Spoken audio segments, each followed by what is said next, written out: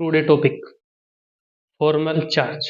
अगर किसी भी कंपाउंड में किसी भी एटम का फॉर्मल चार्ज फाइंड आउट करना है तो वो कैसे करें? उसके लिए सबसे इजीएस्ट ट्रिक, जैसे अपने पास कंपाउंड क्या है CO2।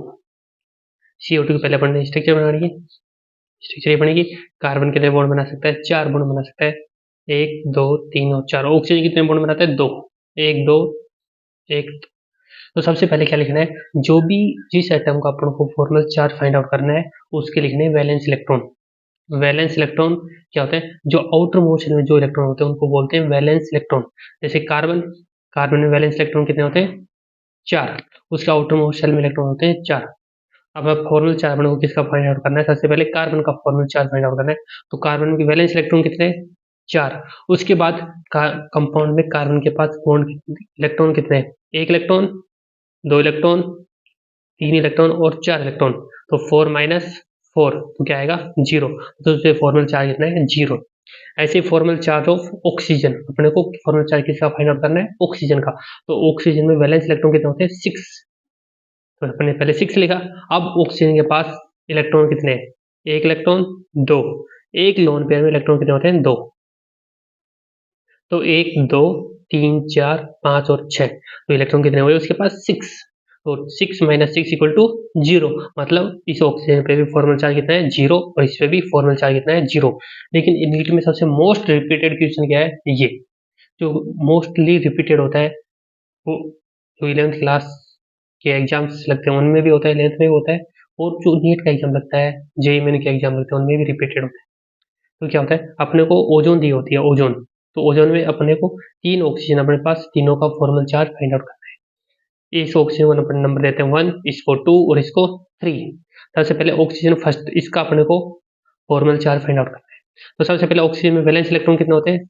6 होते हैं। जो तीनों ऑक्सीजन में सब में 6 6 वैलेंस इलेक्ट्रॉन होंगे। ऐसे सबसे पहले ऑक्सीजन, फर्स्ट ऑक्सीजन का फॉर्मल चार्ज फाइंड आउट करते हैं। वैसे ही सेम इसमें वैलेंस इलेक्ट्रॉन कितने हैं? 6 है। उसके बाद इलेक्ट्रॉन कितने हैं इसके पास? 1 2 3 4 5 और 6। 6 माइनस 0, तो इसके पास इसका फॉर्मल चार्ज कितना हुआ? 0। ऐसे ही सेकंड, इस ऑक्सीजन के पास देखते हैं, सेकंड ऑक्सीजन का फॉर्मल चार्ज फाइंड आउट करेंगे तो क्या करेंगे? सबसे पहले इसके वैलेंस इलेक्ट्रॉन कितने हैं? 6 है। दूसरा इसके पास इलेक्ट्रॉन 1 2 3 4 एंड 5। उसके बाद इलेक्ट्रॉन कितने हैं? 5। 6 माइनस 5 कितना आएगा? +1। तो इसका फॉर्मल चार्ज हो जाएगा +1। And O third number oxygen का फॉर्मल चार्ज फाइंड आउट करेंगे तो वैलेंस इलेक्ट्रॉन कितने होते हैं उसके पास? 6। उसके बाद इलेक्ट्रॉन कितने? अब 1 2 3 4 5 6 एंड 7। 7 तो कितना आएगा फॉर्मल चार्ज? -1। क्लियर? जिसका भी फॉर्मल चार्ज फाइंड आउट करना है सबसे पहले उसके लिखने हैं वैलेंस इलेक्ट्रॉन। उसमें से उसके जो भी उसके पास उस कंपाउंड में उस एटम के पास जितने भी इलेक्ट्रॉन है वो क्या कर देंगे? माइनस। तो उसके आ जाएगा उसका फॉर्मल चार्ज। क्लियर? दूसरा अपन किस तरीके से फाइंड आउट कर सकते हैं?